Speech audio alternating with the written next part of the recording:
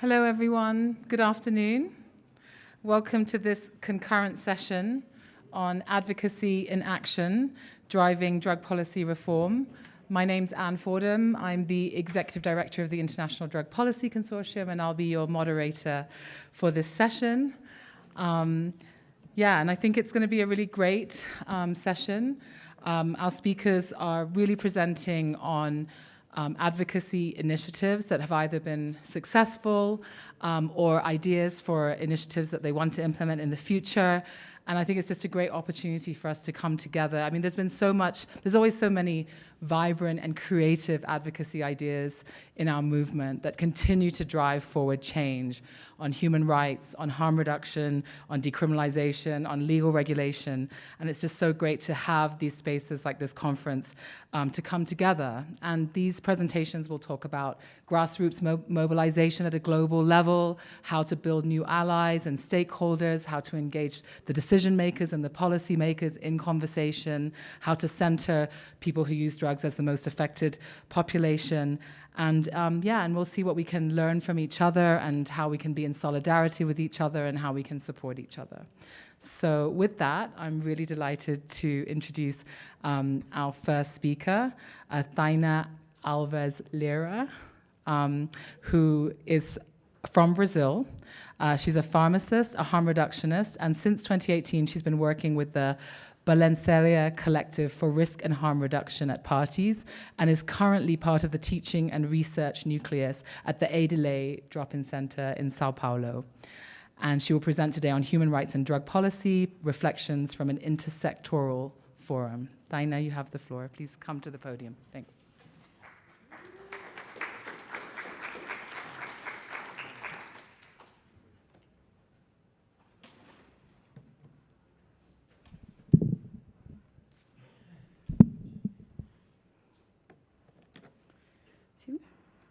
Good afternoon, everyone. My name is Thainá.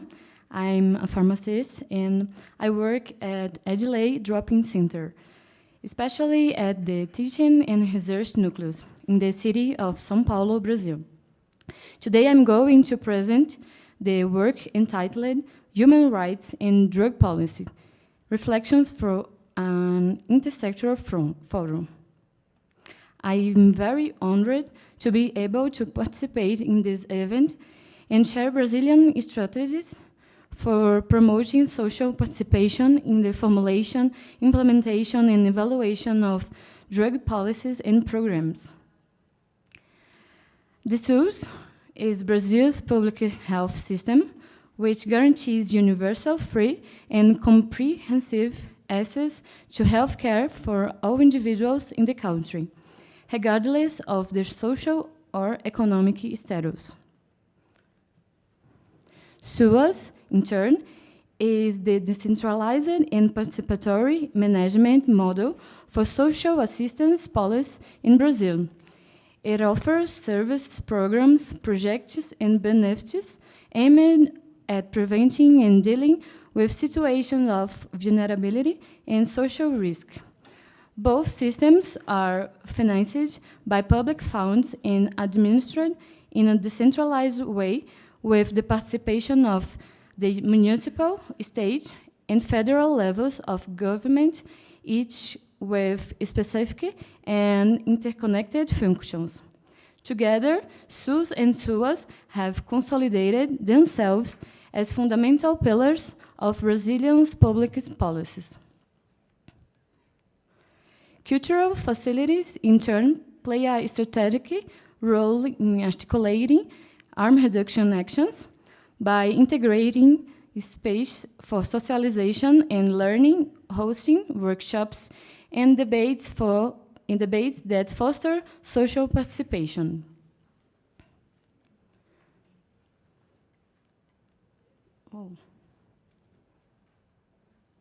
In this sense, organized civil society, together with working people, service users, and beneficiaries of public policies, initially have the duty, but also the right to present the demands to the public authorities, such as access to health, education, social assistance, leisure, sport, and the right to the city, among other policies that are needed in their territories. Adelaide Drop-in Center was founded in 1998 as a civil society organization that promotes the reduction of social and health risks and harms associated with drug policy, together with people who use drugs, who work in the intersectoral network, academia, and public management. Adelaide led the creation of first Intersectoral Forum on Drugs and Human Rights, FIDI, in 2008 in the region of central of São Paulo, as a space for discussion between actors with an interest in human rights and health policies from a harm reduction perspective. In 2015, it became itinerant and resumed in 2023. In this new stage, the FIDI mobilized people involved in drug policy and STI, HIV, AIDS prevention, both civil society and health and social care workers. In the city of São Paulo, through the articulation of various discussion spaces. Conversations were held on topics that cut across harm reduction, sexually transmitted infections, HIV, AIDS, viral hepatitis, tuberculosis, human rights, and healthcare for people who use drugs. These meetings were held in the 6 administrative areas of the city of São Paulo: North, South, East, West, Central, and Southeast.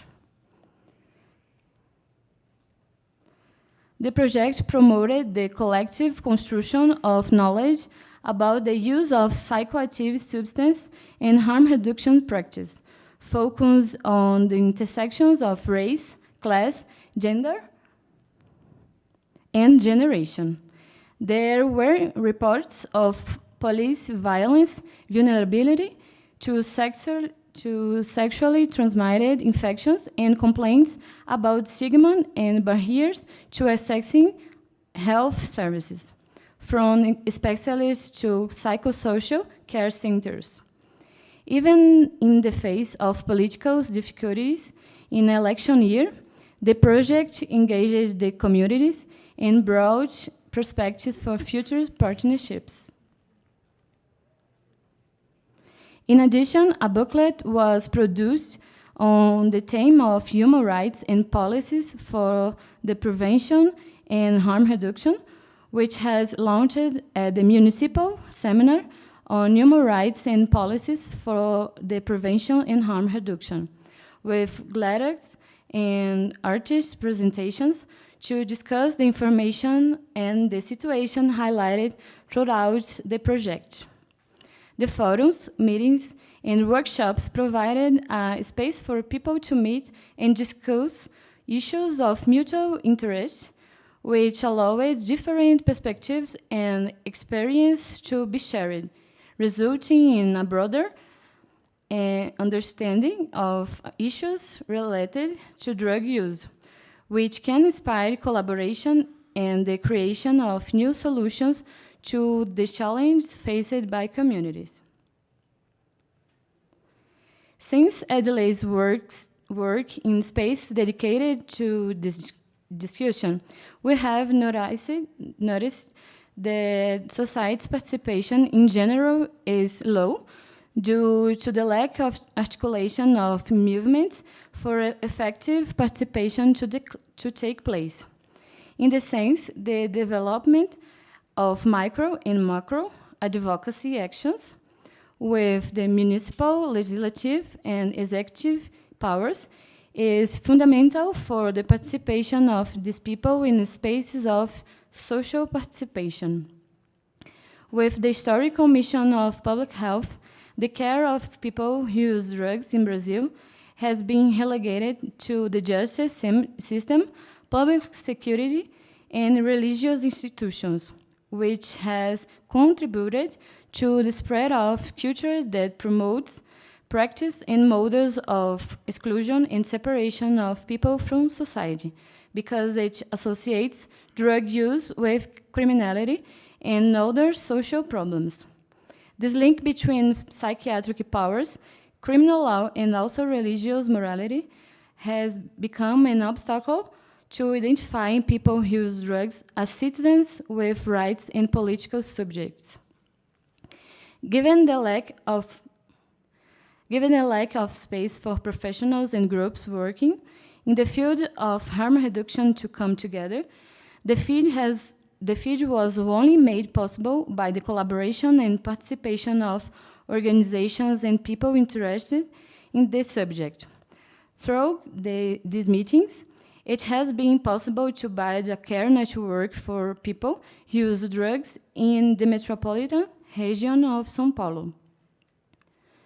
The FID's experience in various territories reveals the multiplicity of factors involved in the construction of public policies aimed at harm reduction and the promotion of human rights in contexts of populations that require urgent social reparation.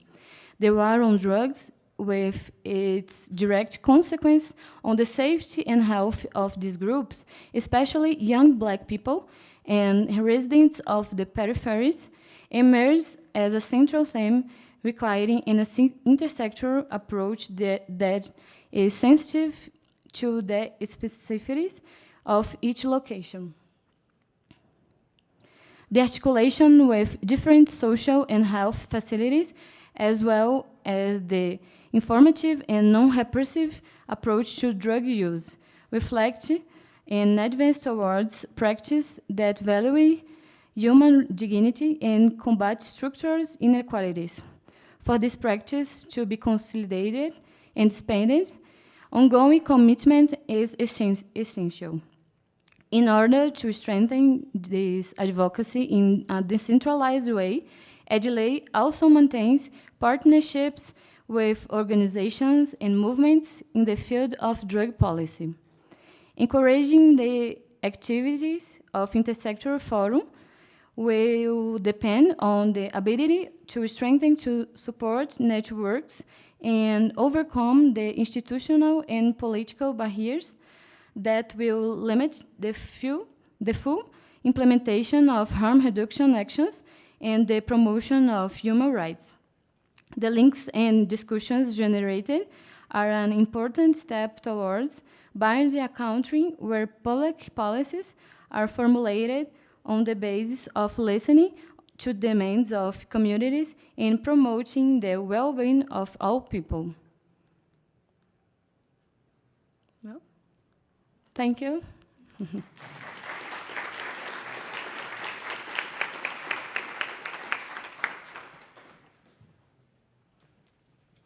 Thank you so much, Thainá, and apologies that there was not a Portuguese translation at the conference, because, yeah, I feel like that would have been fair in this region to have that.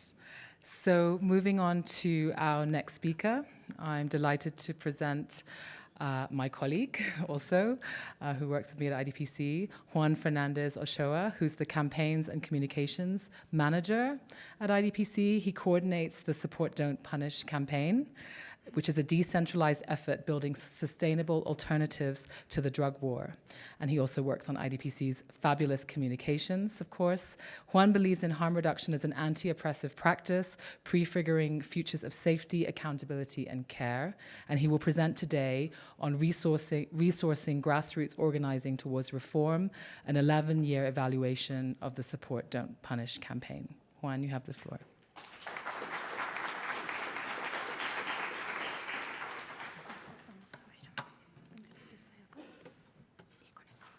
Let's connect this. And launch. Does that work? It's thinking. It's thinking if it wants to help me.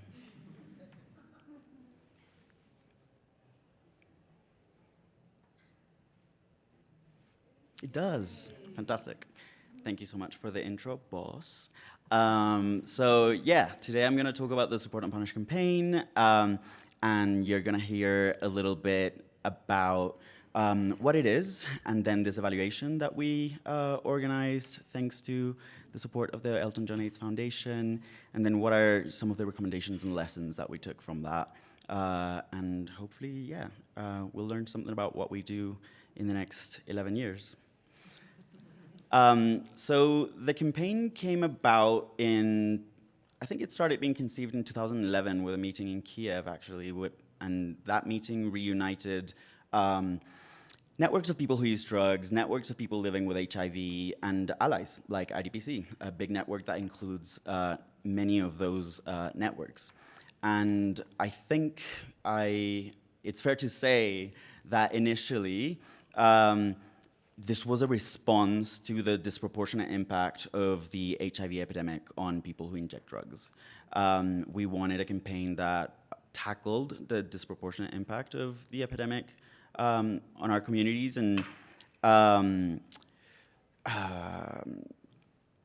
we quickly realized that the conditions that lead to that disproportion are at blame and not drug use itself.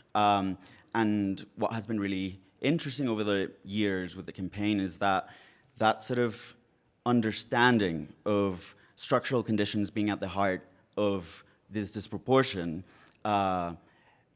made it possible to then welcome many other grassroots organizations that they may not be particularly affected by the HIV epidemic and still suffer those conditions of violence and neglect that are enacted by the war on drugs. And so something that has been really beautiful to see with the campaign is this intersectional, not to sort of overuse the word, but intersectional organizing, like a recognition that these conditions affect us all. And so it's not just about one group or the other, but about abolishing those conditions in the first place in order to have futures where we can all live well and thrive. In terms of the core activities of the campaign, I can mention the Global Day of Action, which is the yearly high point of the campaign because historically it has been the UN Day against, I'm going to quote it because it's a heinous way of framing it, illicit drug abuse and illicit drug trafficking. And usually the celebration or the commemoration of that day by international agencies and governments is all about seizures and arrests and how many people have been, basically brutalized by the repressive apparatus of the state.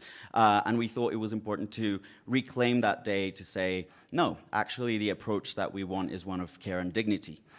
We also have a photo project that it acts as a photo petition with more than 11,000 people already, and I have a booth upstairs in the 5th floor that you can attend and join it. In 2019, we added another rung to this ladder of engagement, which is the Initiatives Program, which provides $5,000 grants to organizations to do sort of longer work plans. Apart from that, of course, there's networking and skill sharing events, workshops, activities, and the idea of cultivating leadership within our movement. So like encouraging people who are taking the lead within their organizations to discuss between themselves, how do they do it and how do we make more of it. The evaluation itself followed a contribution analysis approach, recognizing that, of course, we cannot claim responsibility for changing any of what we're going to say because there's many things that have contributed to the change that we're going to discuss, but we can definitely pinpoint the participation of the campaign in achieving those goals. So in terms of what was the evidence reviewed, there was an expansive literature review, a review of feedback data from the last 5 years of the campaign, network mapping, seeing how different local partners connected with each other, a multilingual survey that was responded by 197 organizations from all over the world that have been part of the campaign, interviews with 14 campaigners, IDPC members of staff, UN official and donor representative, and 5 case studies resulting from interviews so that we could more in-depth get more insights into what the change that we were noticing. In terms of findings, one is about involvement. The campaign started with only 29 local partners and currently has about 198, sorry. And we saw this is an undercount because a lot of the times organizations at the national level will adopt sort of coordination responsibilities, which means that many other local partners are involved in sort of different parts of that particular country, but the response that we get is from the national organization that is doing sort of like that bridging. This is a wonderful map. The campaign has had activities take place in 126 countries. You can see how many times or how many years local partners have organized activities in this particular country. In half of the world, local partners have organized for more than 4 years. In a third of the world, local partners have organized for more than 8 years. In terms of reach, something that I was going to sort of highlight is that this is not just IDPC. We call ourselves a central hub, but there's many other hubs of the campaign. I was talking about national organizations that take on this responsibility, but also these thematic or regional organizations that they themselves take on the responsibility of fundraising, coordinating activities, identifying partners, encouraging mobilization in their countries. And something that is also worth noting is that although I've talked about the Global Day of Action and the Initiatives Program, there's also many organizations that will continue to carry this flag, this banner that we share transnationally throughout the year. We always say that the campaign is local partners, not necessarily just the hubs. In terms of the findings, one is about the importance of resourcing our movement, and that is both in many ways. So one is financially, because we provide these small grants plus the initiatives program, which means that we've been able to channel over $650,000 into our movement, which we're very fortunate to be in the position to do that. And partners really, as you see in that graph, appreciate the resources that both the central and the sister hubs are able to provide. There's also technical support, people writing to me asking, or writing to us asking, where can I find a quick explanation or a good explanation of naloxone in French? Where can I find a curriculum on prevention that is based on harm reduction and not prohibition? And if we don't have the answer, we have a network, IDPC of 198 members that can help us find the answer. And also the production of knowledge and advocacy resources. So we try every year to do a summary of what are some of the tactics and strategies that our local partners are using in order to advance the end of the war on drugs, as well as recently, and I hope the printers can deliver as soon as possible because they're a bit delayed, but briefings translating sort of the gains that we've made at the international level and that can then be utilized at the national level to push for the reform that we want to see. And there's a little graph there about the Support and Punish grant spending. More concretely, 76% of survey respondents or local partners that responded to the survey believe the campaign contributed to tackling stigma, and that was mainly through storytelling and representation, humanizing people who use drugs, who usually tend to be presented in such demonized ways. The creation of safe spaces for communities themselves to organize, to discuss the challenges that they're experiencing, etc., and reaching out to communities of people who use drugs, whether, I don't know if somebody from ATS is in the room, but what they've done, for example, reaching out to street-based people who use drugs and then sort of like involving them in the movement. And there's that wonderful quote here by my lovely colleague from Schoon. Actually, I'm going to talk about that because in 2023, they decided that they would organize its social media campaign with notable or like known and also not people who have had experience with the repressive apparatus of the state and sort of telling their own stories in the first person and then using that as a way to start a conversation that humanizes people who use drugs from always an intersectional and very caring sort of perspective. Another one is about dialogue with decision makers. 72% of survey respondents believe that their way of campaigning had contributed to this, either through increased communication with policymakers or liaising with them about what was off in the way certain services were running. Being involved in advisory groups, like after sustained engagement, being recognized as a sort of reputable stakeholder that can sort of provide actually very valuable advice about what our communities need.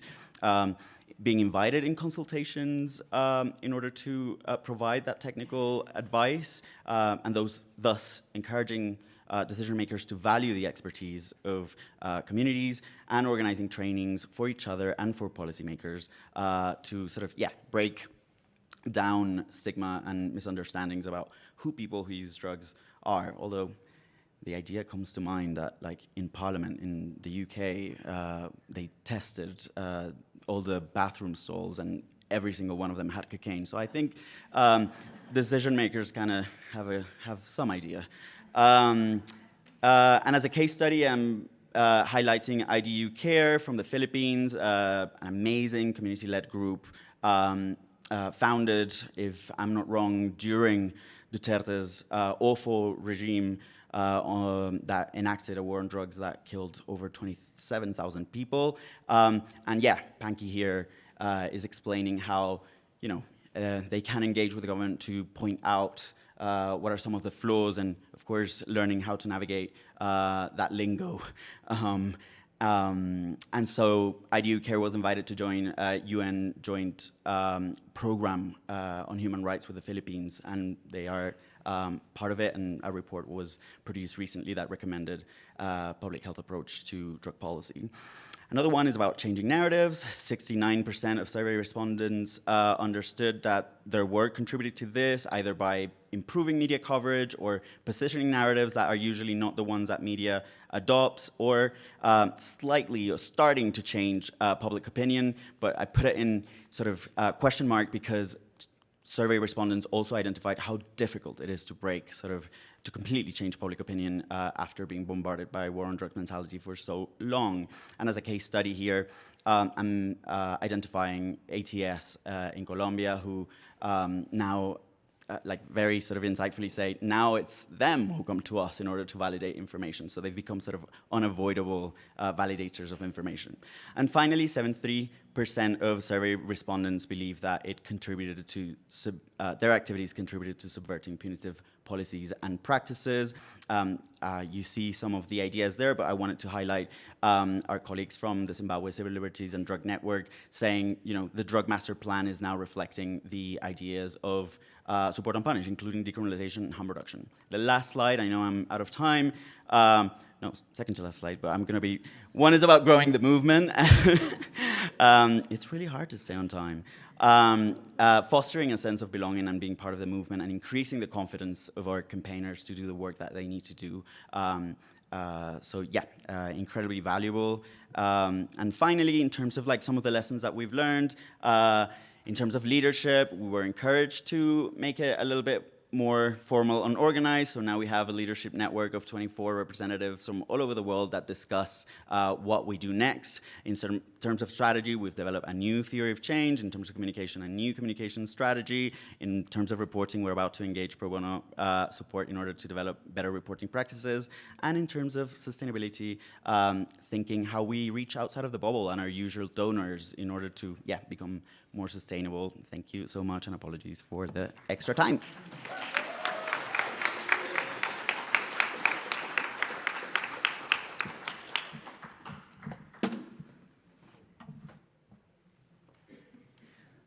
Thank you so much, Juan. And yeah, I was there at that first meeting in Kiev in 2011 when we conceived of this campaign. So it's really quite incredible to watch how much it's grown, and all you beautiful campaigners who've contributed to this, building this incredible community of Support Don't Punish. So on to our third speaker. I'm delighted to present Olena Kucheruk. Olena has 23 years of experience in public health, HIV/AIDS, drug policy, sustainability of public health services, social contracting, human rights, community mobilization, accountable financing, anti-corruption, healthcare reform, drug policy, and humanitarian aid. And she will present today on high-level political advocacy for drug policy reform in the Eastern Europe and Central Asia region. Olena, you have the floor.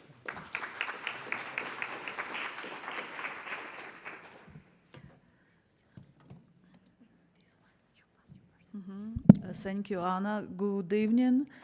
I am Ukrainian originally, and yes, the conference is far away from my region and not much focus on the region, but still I'm happy to present here and provide some information about the region of Eastern Europe and Central Asia.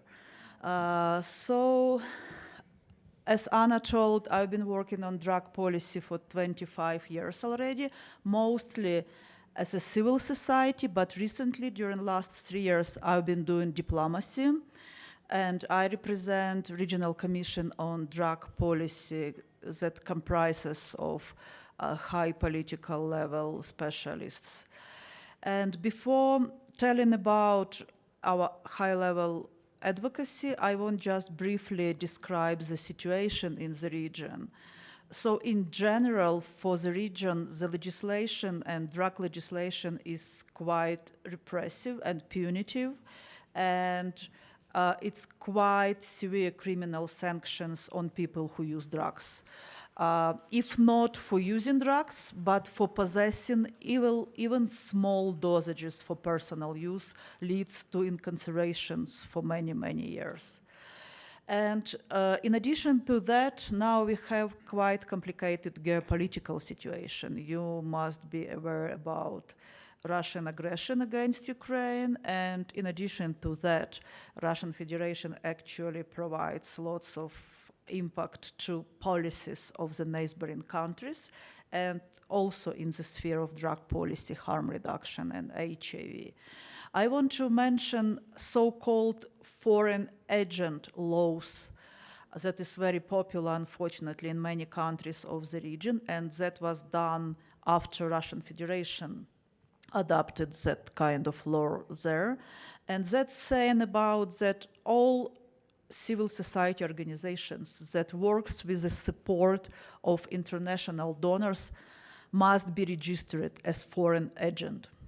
And it means that there are many, many restrictions, fiscal, other kind of restrictions that basically prevent civil society organizations from normal working and force them to be closed indeed.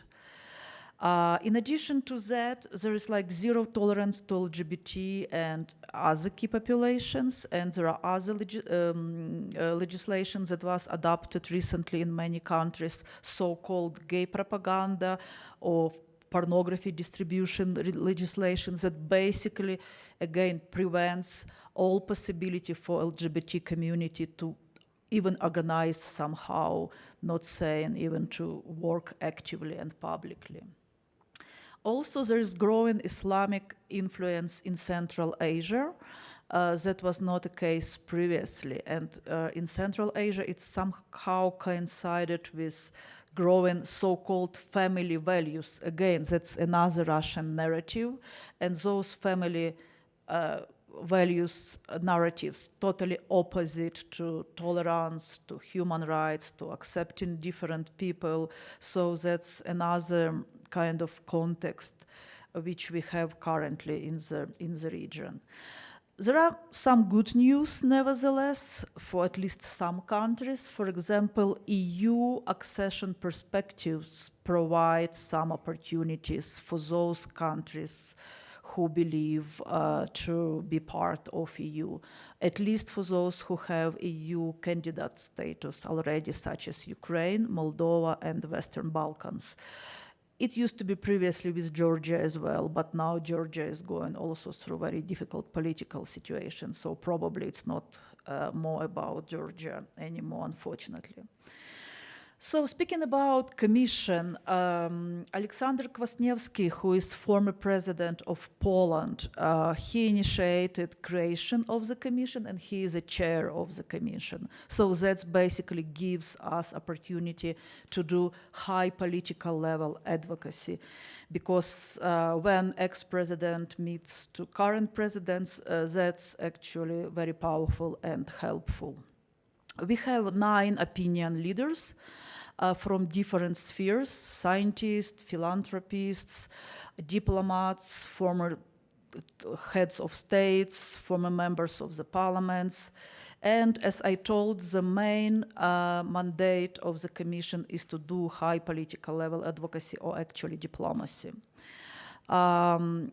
Here you can see who are our members, and one of our members is current member of the EU Parliament, and that helps us to do advocacy at the level of EU Parliament and respective institutions, such as EU Commission and other groups.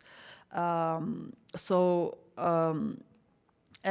the way Commission operates, we do country missions. We've been already to Kyrgyzstan, Moldova, Lithuania, Kazakhstan, Georgia. Now I plan visit to Ukraine and probably in autumn to Serbia. And the main way we do it, we have meetings with presidents of states, with prime ministers, with ministries and members of the parliaments.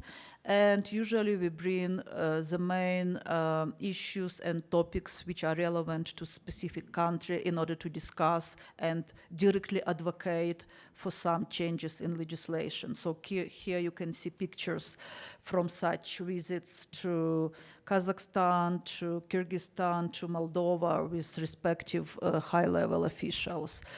And I want to say that there are some results of that work and advocacy already. For example, after our visit to Lithuania, one of the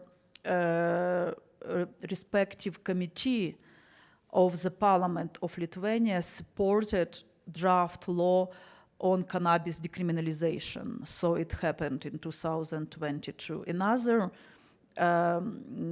successful case is that Kyrgyzstan abolished compulsory narcological treatment by making changes to criminal code. That also happened our visit and specific negotiations at the level of the president and with members of the parliament. Another case, quite recent case, last summer we've been to Kazakhstan and met with President of Kazakhstan, Tokayev, and basically we saved opioid agonist treatment there, because that time program was facing lots of opposition and had a high risk to be closed. So like we managed to visit very in time and to prevent that catastrophe indeed. And in Moldova, current government is going to develop a new drug strategy and to establish a separate institution, governmental institution responsible for drug policy. So I believe we would have more results in future years as well.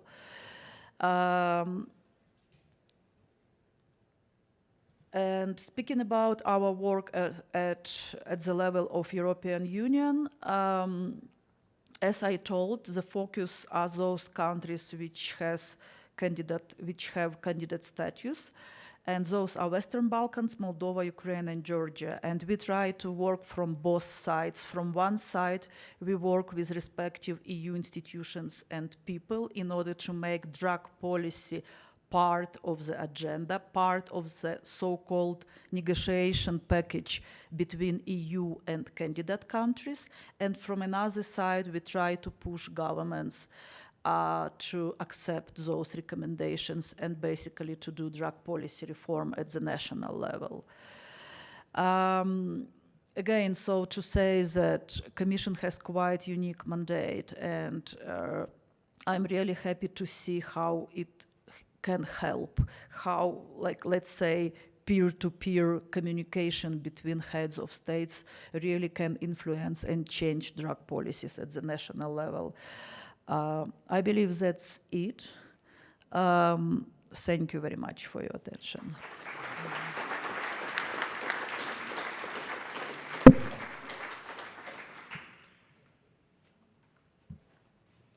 Thank you. Thank you so much, Olena. So moving on to our fourth presenter. And please start thinking of questions for our speakers, by the way, because I'm determined to have time for discussion at the end of this. I'm also delighted to present Matt Curtis. Matt has worked in harm reduction advocacy and services for more than 20 years in the USA, Eastern Europe, and Asia. He's currently a managing director at the California-based Sierra Health Foundation. He previously worked for the California Department of Public Health, Vocal, New York, and the Open Society Foundations, and I think a few other places. Matt is going to present on the rapid scaling up of harm reduction through community and government partnership. Matt, you have the floor.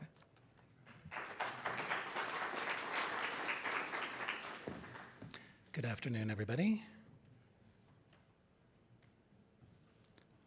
I'm going to set a timer just because how much I respect you.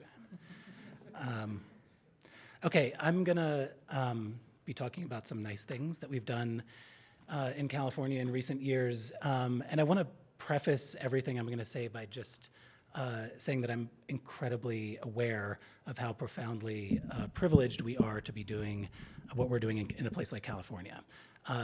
The session I came from before this was the session on harm reduction in conflict zones, and then I just had the pleasure of getting to follow my sister Olena Kucheruk, with whom I worked with in Ukraine for many years. And so that stuff is really on my mind, and I just feel very lucky to be here at this conference to be in solidarity with and learn from folks doing this work in much more difficult places. And sorry, I'm still having altitude stuff here. Just some quick context of where I'm coming from. I'm from this funny little organization called the Sierra Health Foundation. We're a cluster of organizations. The basic idea is that we combine private philanthropic money to run basically around 50 distinct programs right now and try to leverage public funding, recognizing that public funds are always going to be massively more large in scale, to implement stuff focused around a broad array of things in promoting racial justice and health equity. The sort of relevant part of this is right now, in collaboration with the California Department of Public Health and the National Harm Reduction Coalition, we manage a program called the California Overdose Prevention and Harm Reduction Initiative, which is the state of California's main investment in harm reduction services. So, what has happened in California lately? Harm reduction goes back to the 1980s in California, started through ACT UP in San Francisco and LA and other places, forming underground syringe access programs, was eventually supported through local city action where cities would do literally every 2 weeks reenact public health emergency measures to allow syringe access programs to continue. Eventually, there was a supportive state law that was enacted in the year 2000. But all through this period up to the present, harm reduction has actually been quite fraught in California. There's always been local struggles around it. There's been a lot of ups and downs and a lot of unnecessary death and misery because of that. I think we have a sort of reputation as being one of the more progressive states in the country. But inside California, a state with 40 million people that is incredibly geographically and culturally diverse, there's a huge amount of conservatism and pushback against stuff like this. But in the years 2015, 2016, roughly, there was this inflection point that happened. And I think it was because there was sort of a critical mass of people in the right place, and just a little bit of a beginning of a toehold on funding to work with. And also around that time, 2016, 2017, is when our state experienced a very rapid conversion of the illicit opioid market from heroin to fentanyl, and we saw a doubling and more of opioid overdose mortality very quickly, which was incredibly disruptive and horrifying. So first, a few words on the nice things that happened really quickly, just some comparative kind of before and after stuff. For many years, we had, sort of in the upper 20s to eventually almost 40 authorized syringe services programs. And by and large, they were in a line on the coast from the border of Oregon down to San Diego near Mexico, with a couple little sprinkles inland. So 38 SSPs in 22 countries and two counties and 2 cities in 2017. And then right now we have 96 SSPs, 35 counties. And as you can see, a lot of that map has been filled in. And those new places are places where there had to be a fight. There had to be local folks who would step up and convince people that had by and large been long opposed to wanting this to happen in their communities. And some of the outcomes of that were, I'm not going to read through all of these individually, but we saw a fairly substantial increase in the number of people being served by harm reduction programs. There was an increase in the number of syringes distributed each year. We actually hit a much higher peak of more than 26 million syringes distributed in 2021, and that was because of a bunch of different things. We later had a pretty big shift away from injecting and toward vaporizing or smoking fentanyl. And also we had a huge push to do secondary distribution during the pandemic years. So there's like a really intentional, just like flinging syringes out for people to take to other people who needed them. We also had this massive increase in naloxone access from just over 13,000 kits to 2-pack kits in 2016, kind of hard to imagine for us now, to almost 1 million by 2023. And we also saw a big expansion in access to safer smoking supplies, including pipes supported by the state of California. And the funding trajectory did something similar.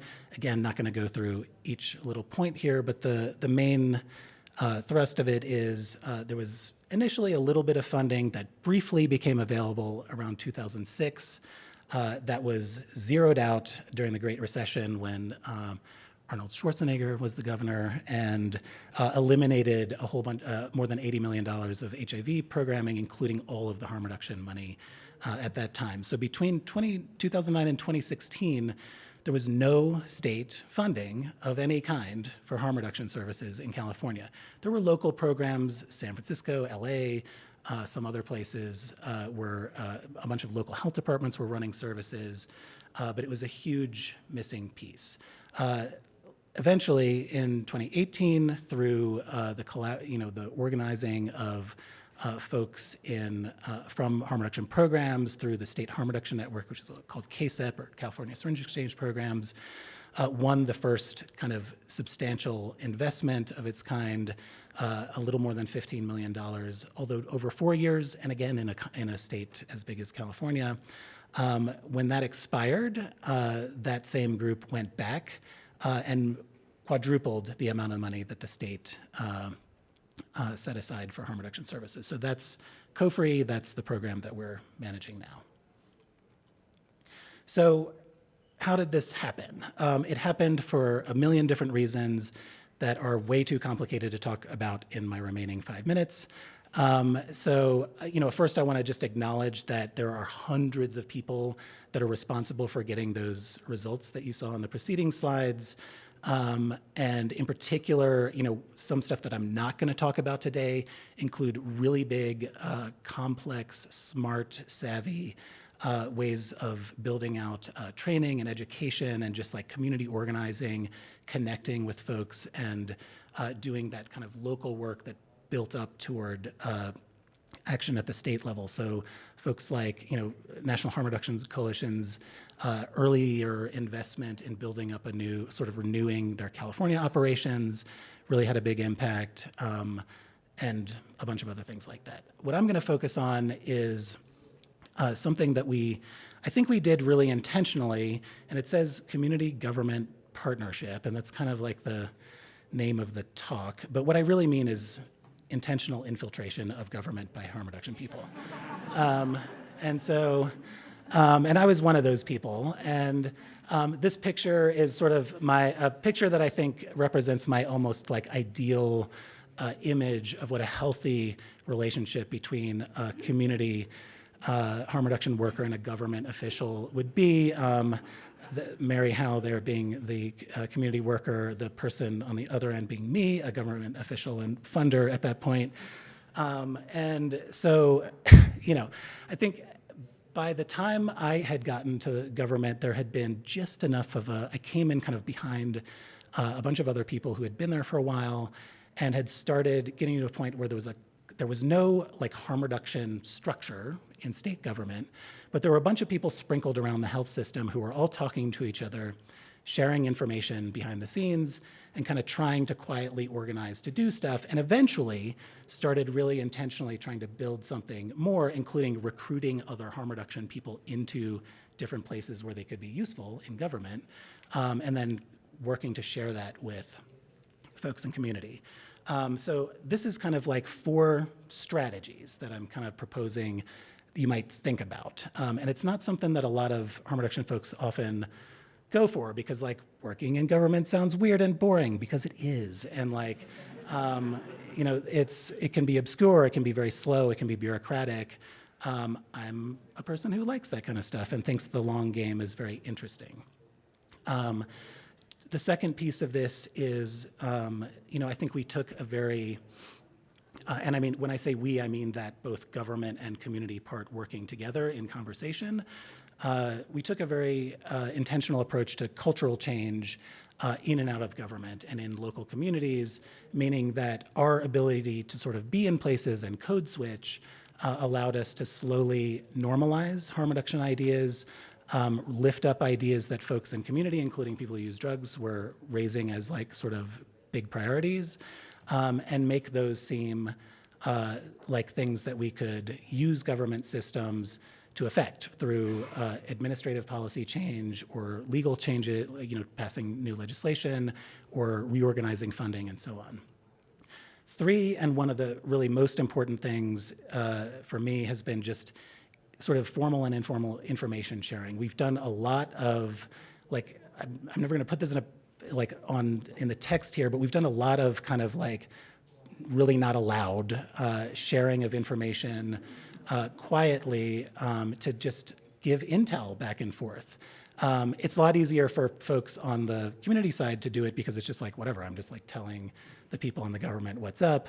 But we really, I think made an effort to both cultivate relationships that were trusting in both directions, and where we could figure out when it was useful and to share information in a safe way that wasn't going to get blown up at key moments that could help affect the course of a bill in our state legislature or progress on budget advocacy or other things. I'll give one example of that real quick, which actually I'm not going to do that because I'm almost out of time, Ann. Okay. But we can chat later maybe. But and kind of last big thing I'll say here is that planting folks in those spaces, the most important thing you can do is just build some spine in the systems to create unwavering support for when things go wrong. Because a lot of things have gone wrong in California. The organizations listed down there at the bottom are all organizations that have faced litigation, local protests, like you see the picture on the top from Chico, California, and the wonderful people that they were protesting. The ones in purple are no longer in existence because they were either sued out of existence or shut down by local government action or other things. The ones in green are still persisting. And I'm just going to take the last 30 seconds. I'm actually going to skip this stuff. So last thing, what's next? That was all really nice stuff, but to be real, it's a hot mess right now.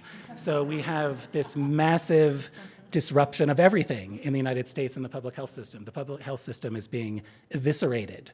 And, so we have this temporary situation with fascists in control of our federal government. But we don't know what things are going to look like in days. I manage another program that was supporting 151 organizations and more than $90 million of funding that no longer exists as of 1 month ago and was canceled retroactively. So that kind of stuff is really difficult. And I think we've got this short window of time between now and the next congressional election where we're either going to be on really good defense and stop things from being permanently fucked up or not. And on that note, I just dropped my phone.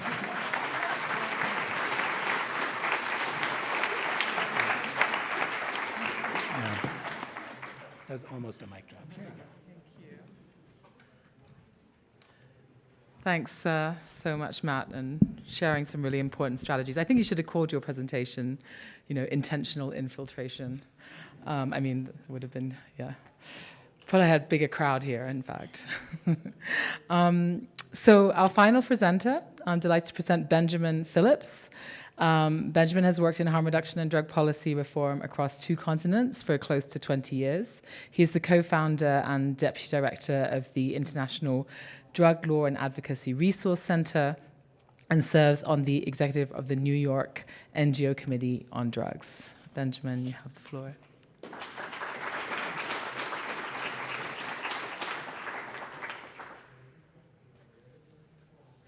Good afternoon.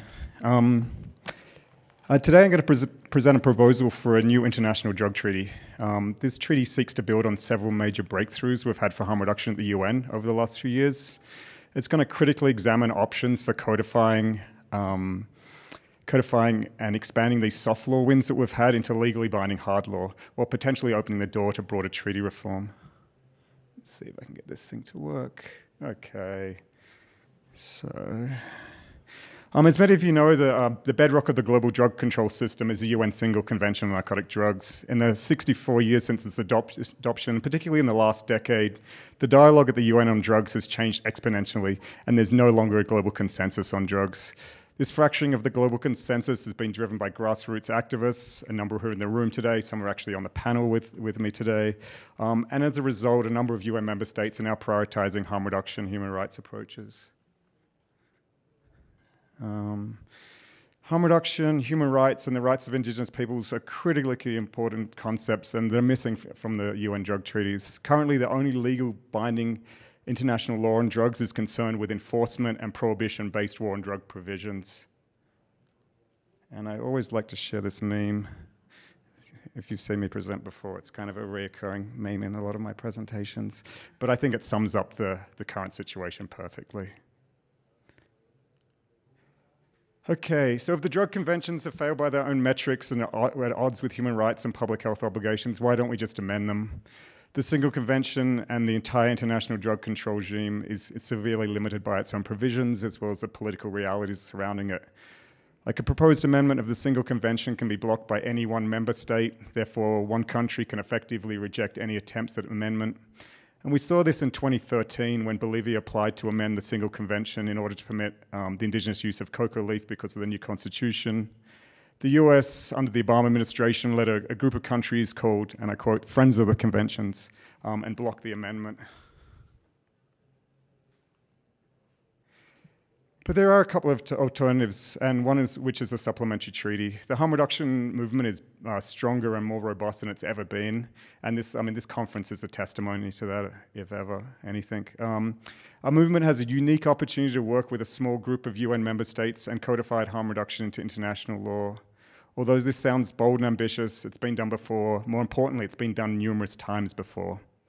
There are several examples where a core group of UN member states, dissatisfied with the progress or the subject matter coverage around a line of treaties, have banded together to draft a treaty that would supplement that treaty system, therefore like kind of updating it or correcting its previous deficiencies. Okay.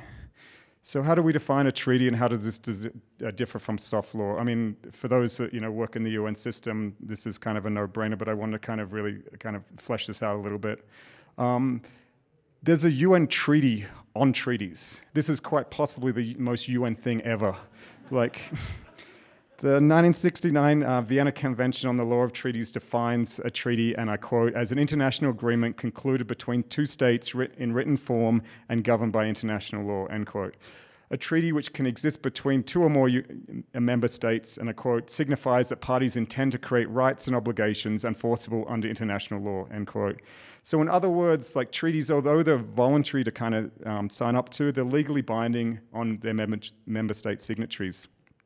Resolutions, on the other hand, are examples of soft law. While they reflect the views of member states and provide policy recommendations, they're not legally binding, but kind of codify and progressively develop international law and provide evidence on new norms and general principles or help legitimize state practice.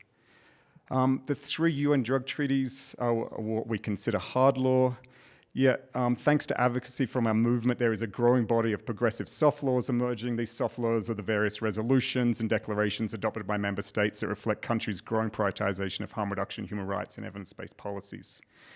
So since the last harm reduction conference in Melbourne 2 years ago, we've seen a number of progressive soft laws. And like some of these are like in 2024, the C&D resolution 67/4, which aims to explore innovative approaches, in particular harm reduction measures. In 2024, we also had the UN General Assembly Third Committee Omnibus Resolution in New York, which recognizes human rights are an indispensable part of the international legal framework for design and implementation of drug policies, and also the rights of indigenous peoples to traditional medicines, decision-making, and conservation. And another example was a 2023 Human Rights Council Resolution 52/24, which recognizes harm reduction and treatment to address the underlying social and economic determinants of health. And this resolution also recognizes the importance of racial justice, indigenous rights, the expertise of affected communities, and so much more. Okay, so let's quickly look at some examples of supplementary treaties. The Mine Ban Convention, I don't know if any of you are news hounds like I am, but like the Mine Ban Convention has been in the news all this week, just because of the EU. Basically, it's a treaty from 1997, and it's important. It has inspired a number of other treaties to kind of be updated or supplemented. Human rights provisions that were previously missing from earlier treaties have now been included as a direct result of the adoption of this convention. Basically, the Mine Ban Convention started with the Ottawa process, where a core group of UN member states came together in response to a frustration with earlier treaties that stopped short of banning anti-personal mines, despite the pressure from a growing movement of including civil society, governments, and the UN Secretary General. And I just like, anti-personal mines are a form of mine explicitly designed to injure and maim rather than kill humans. The purpose of these mines is to overwhelm the health and medical teams of military forces. But the harsh reality is like 80% of the victims are civilians and the majority of them are children. The process was led by Canada and supported by 10 countries, including Mexico, Switzerland, several EU countries, and they achieved their goal in only 12 months. The final text of the Mine Ban Treaty was tabled by Canada on behalf of 106 co-sponsoring member states, prohibiting the use of inhumane anti-personal mines. And what's important about this is these processes were started by grassroots activists. They were started on the ground, they gained momentum, and they grew to include governments, UN agencies, and the UN Secretary General. And this is kind of a recurring theme throughout this kind of like supplementary treaties.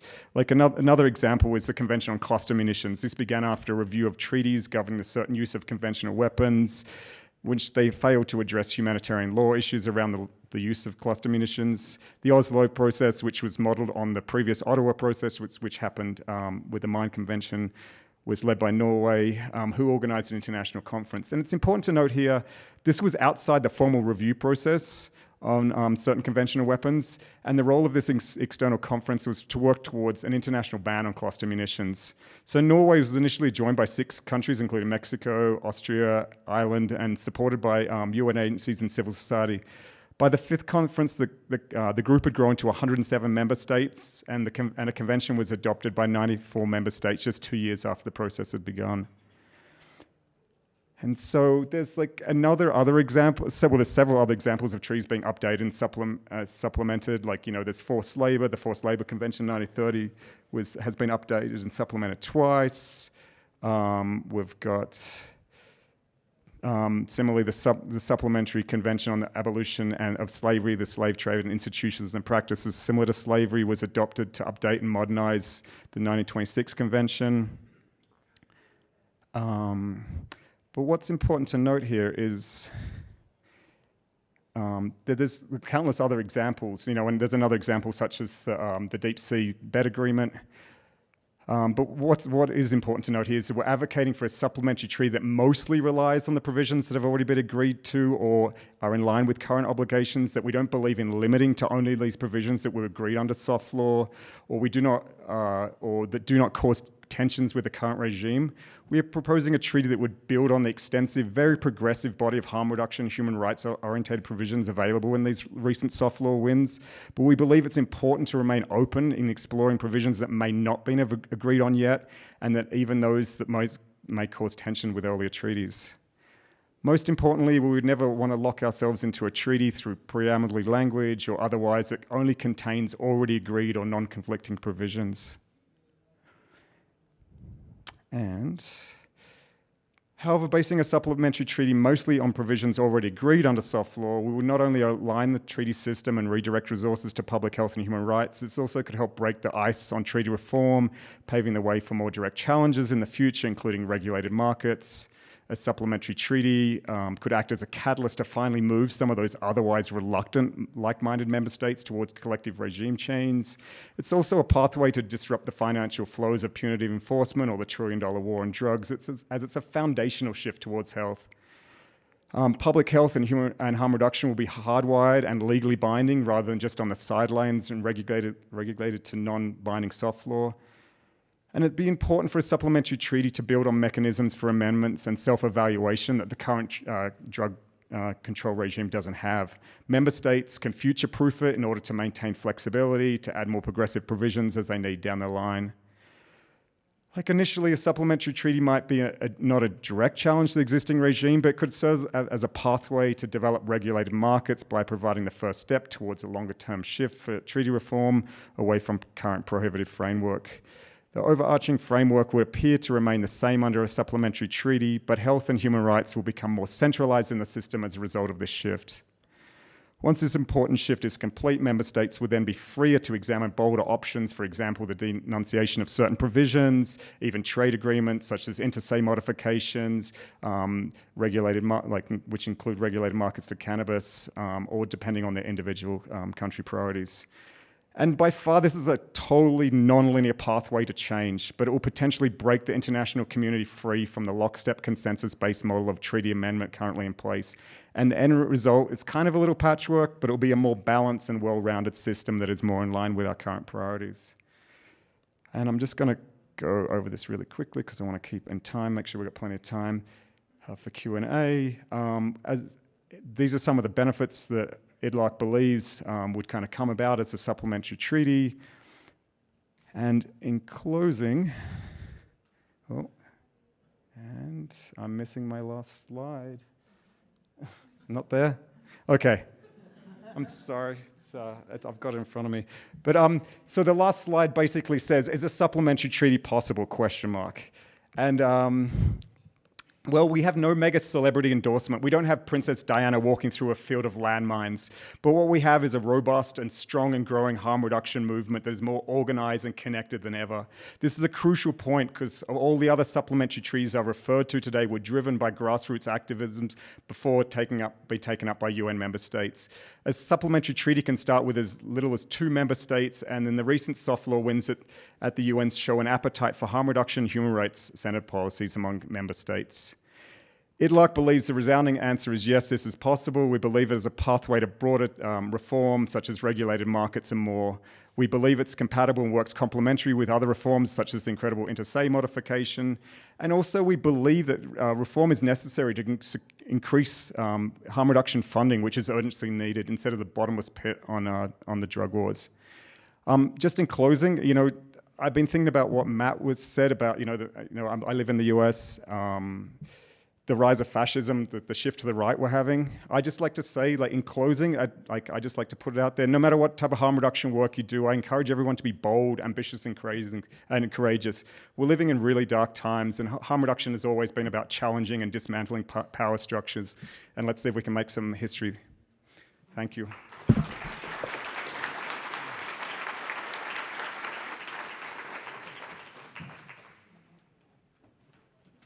Thank you so much, Benjamin. And yes, we actually have 20 minutes for discussion Q&A, which is really awesome. Yes, I also wondered if there's a roaming mic, but maybe not. So I guess if you're asking a question, just speak loudly. Or maybe if you want to... Do we have another mic? Oh, okay, sorry.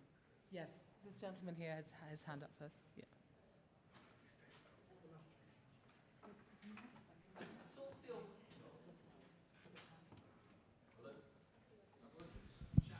I can. Oh, it is working now. I'll shout.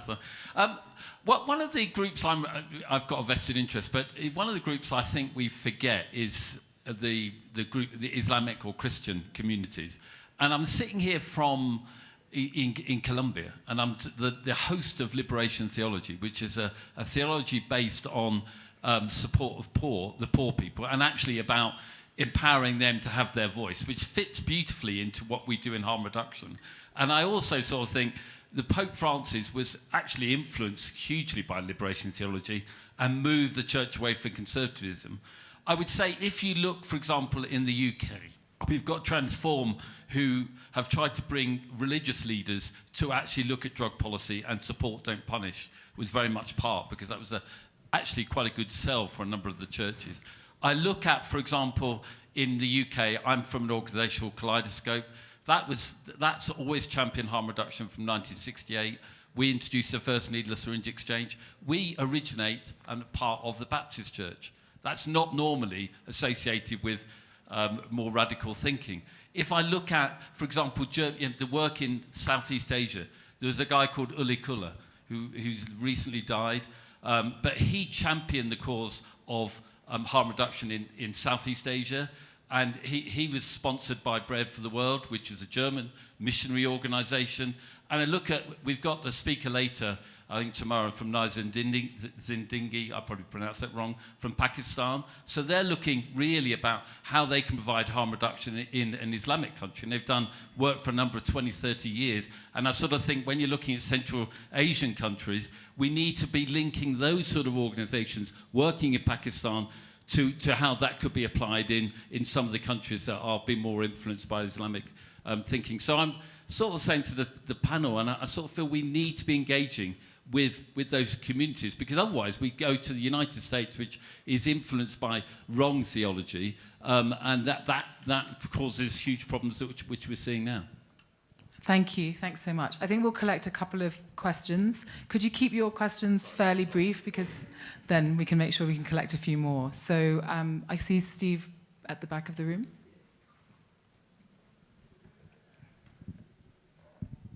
Hi, and thank you for that. That was absolutely amazing. It's a question for Ben about the treaty stuff. Clearly, one of the main things you can't do under the treaties is regulation. You touched on that. Isn't one of the concerns that if you start to do what you call a pathway to, I can't remember the exact wording, to more radical reform via harm reduction? Won't that be seen as people will wheel out the slippery slope argument that this is just a Trojan horse, and I mean, for me, it's not Trojan horse. It's just a horse, really, because harm reduction is regulation is harm reduction, and slippery slope is also fine if you're trying to get to the bottom of that slope, and past the butter. Let's get slippery. But is that not the concern? Is that it will just be seen as a regulation, a legalization thing, and maybe we should just face that head on and just make the argument, rather than, because we can kind of do harm reduction anyway, but you can't do regulation. That's kind of the thing you can't do, if that makes sense. I'll take one more question in this round, and then hopefully we can get another round of questions in. Yeah.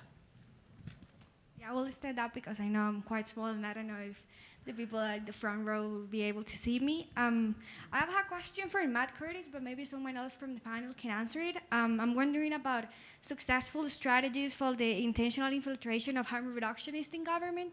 I'm currently a congressional advisor at Costa Rica, and I know that I hope, working with associations and organizations of drug users in Costa Rica, that we have sensibilized and also educated people at the government.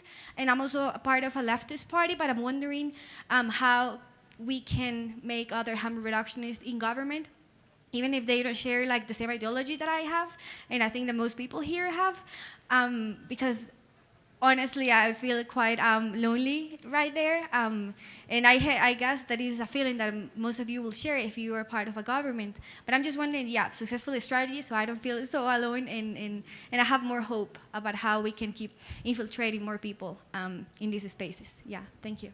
Thank you so much for your question. So who would like to answer the first question about sort of uniting more Muslim or Islamic organizations to support each other? Or Christian. I don't know if any of the panelists feel equipped to respond to that. I can try. Thank you for the question. Actually, a very good one. I would say that at least in Ukraine, we have an experience working with different confessions, like Christian, Islamic, all others.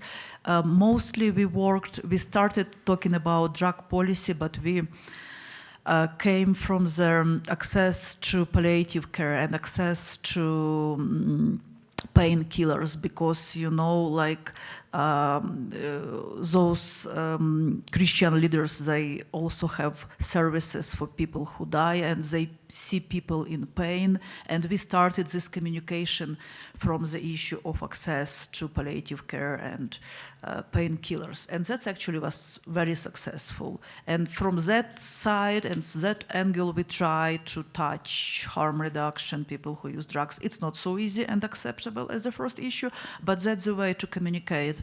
And speaking about work with Islamic leaders, that's also, I see lots of perspectives, because at least if I'm not mistaken, please correct me, Malaysia or Indonesia has a good experience actually doing harm reduction with involvement and support of Islamic leaders. So we started this communication in Central Asia as well.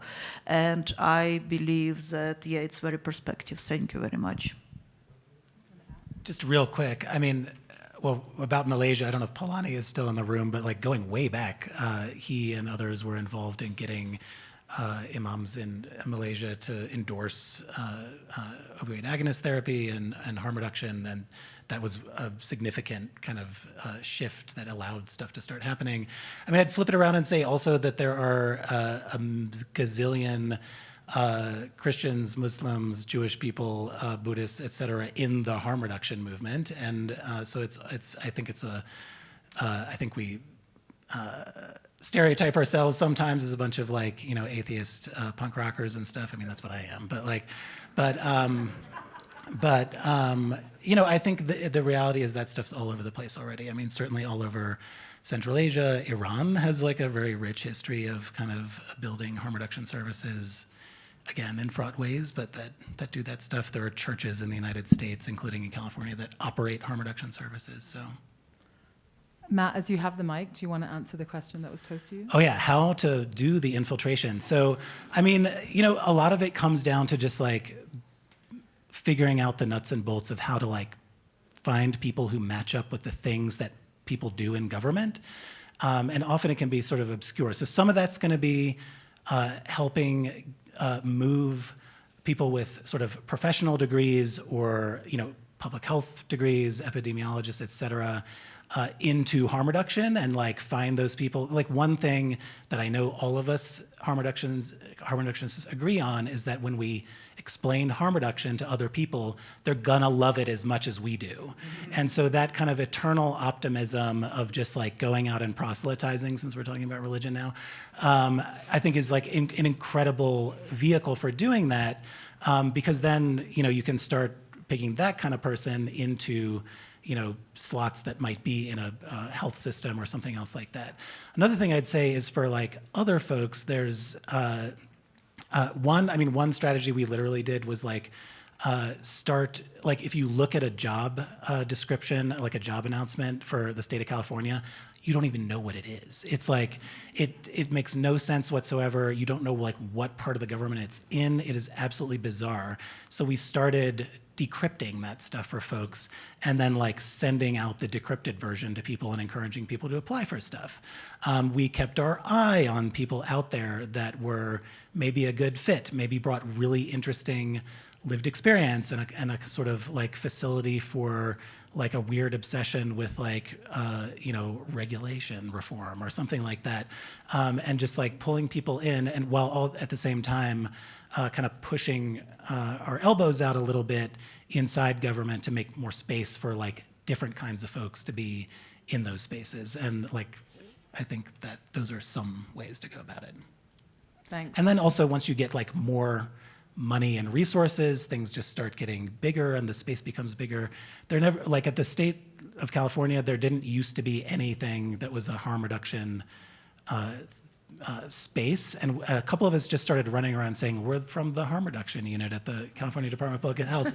And like 2 years later, like the division director was like got confused and was like, I thought, wait, but that's not real, and then made it real, and it's been a permanent thing, and it's like then we have to fund it, and so that's what happened. Awesome. Thanks, Matt. Benji, yeah, did you want to respond to it? Steve, I just I've got a very long response, but I'm not going to bore everyone in the room here. Yeah, no, but. You know, this is something we've talked about, you know, this slippery slope, non-compliance in one area will kind of, you know, green light compliance, you know, for human rights violations, you know, and it's kind of somewhat overstated. And just to clarify, a supplementary treaty kind of just opens the door to regulated markets. It doesn't actually, you know, create regulated markets. And that's why I kind of mentioned the inter-se modification is a complementary process. The presentation I just gave kind of came about as a part of a 40,000 word proposal that we have.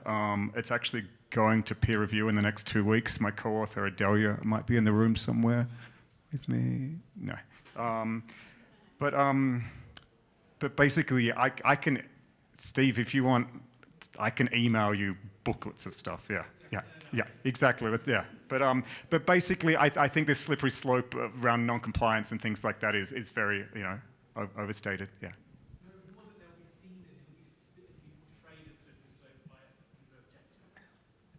But people, of course, and there's going to be people that object to it. But it's like, I mean, we're living in there's a fractured consensus at the UN. We only need a couple of like-minded member states to buy into this, and there's going to be enormous pushback, you know. But exactly. I think this is a conversation for the bar. Yeah, exactly. We still have sort of 5 minutes. Are there any final burning questions for our panel? Yes, one at the back. Please, could we have the mic?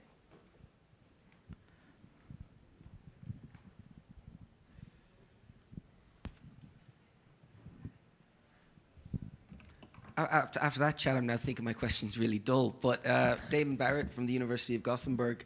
Olena, now that we've found out that we're kind of neighbors, I'm wondering, is there any value in Nordic Balkan collaboration? Because there's quite a bit of investment in terms of security and some other issues. But not so much in drugs. And even Sweden has softened on harm reduction. So I'm wondering if the Commission, if there's any value in that for the Commission, while I think your EU approach is a very good one. Yes, thank you for the question. So, like, because the Commission is really regional, we do work in Baltic states, and Commission does not work in Sweden or any Scandinavian countries.